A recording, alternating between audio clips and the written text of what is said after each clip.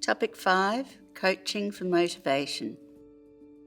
Hi Ellie, you're going to talk about coaching for motivation. So we talked about the GROW model before, and this is the next step up, isn't it? Absolutely, Liz. So this is kind of starting to take it a further step. So once we've got our goals, once we understand how we're going to get there, what we want to do is kind of create the right environment so people can really thrive. And I think sometimes when we talk about psychosocial hazards, people kind of feel like that they can't tell people or they can't have those conversations. When we understand what truly motivates people, then it becomes about self-motivation rather than us having to tell or to drive performance. Performance happens because people want to be connected to the organisation, want to be connected to the person, and are truly motivated to do so. Now this actually, and bringing it back through the WHS lens, because a lot of confusion out there about psychosocial hazards and what have you. One of the theories is your effort-reward imbalance theory. And that is basically a personal stock take.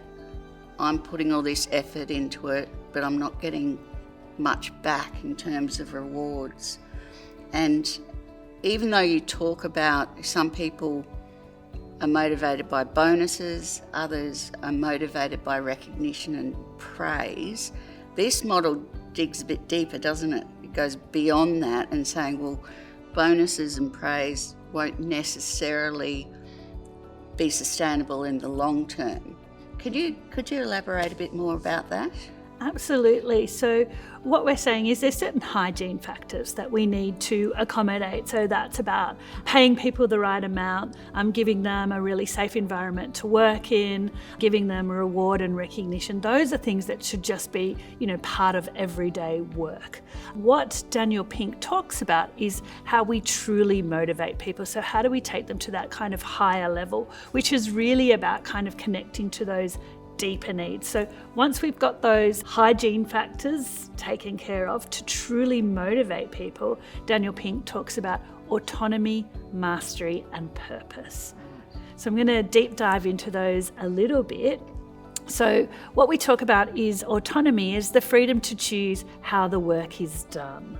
And so that's very different again to that more command and control. What we're giving people is that autonomy to make decisions, to innovate, to create, and to kind of choose how they do their work to a certain extent, of course.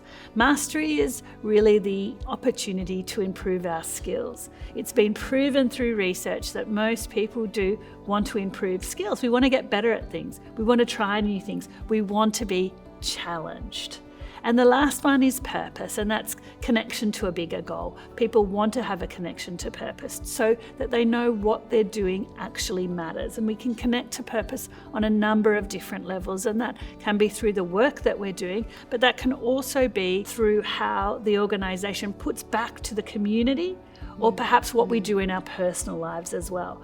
So when we build on our GROW conversations, we want to dig a little bit deeper to think about what are those three things, the AMP, autonomy, mastery, and purpose, and how we can help people to gain those in their work environment. So honing in on small business, I think a lot of small businesses tend to be involved in the community.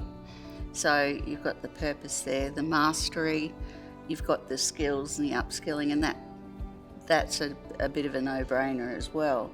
But autonomy, how do you, especially from a small business perspective, how do you give someone autonomy when it's basically a very small team and it's my business, this is how I want you to do it? Really good question, Liz. So what we're doing is we're actually, again, thinking about how do we harness the skills of others. Yep. So as leaders, remember we talked about we don't have to have all the answers. We don't have to be able to do everything. What we want to do is to give people enough autonomy to say, these are the things that we need to get done. Here is our list, here is our purpose, here is our strategy, here is our workflow. But I trust you to think about the best way to accomplish that. And that then creates things like innovation. So that lets people explore, perhaps we could do things differently. Perhaps we could make savings. Perhaps we could save time, energy, money. There can be all sorts of things. When we're rigid in our thinking and say there's only one way to do something, we're really cutting off people. And we're also cutting off our business as well to actually thrive and grow and change. So it's all about trust, really, and purpose. Absolutely. And when we don't give people autonomy, mastery and purpose in some way, shape or form within an organisation, we can be causing a psychosocial hazard if we think about high and low job demands, if we think about reward and recognition, how the work is done, all of those sorts of things, again, without asking and consulting around how we do things in the organisation, job design, they're really good examples of where this plays out in a practical sense. So you say that this builds on the GROW model. How exactly do the two fit in?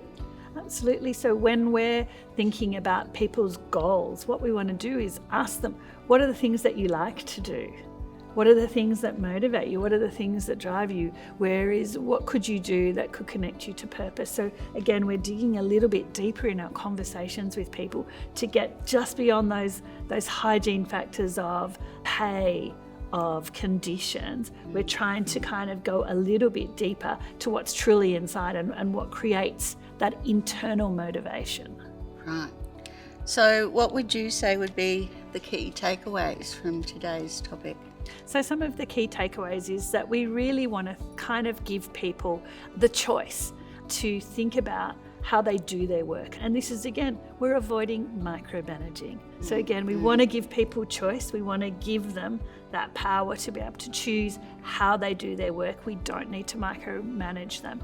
We want to provide opportunities for skilled development, to celebrate success.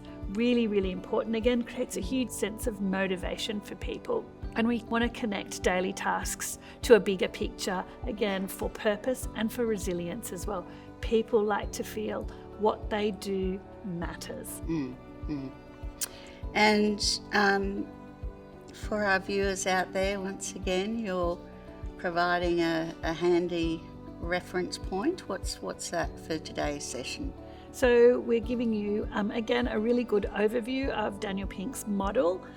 We're talking about motivation. We're talking about what leaders can do, how they can step in and have those conversations, what's important, and again, some tips and tricks around how to make this practical within the workplace.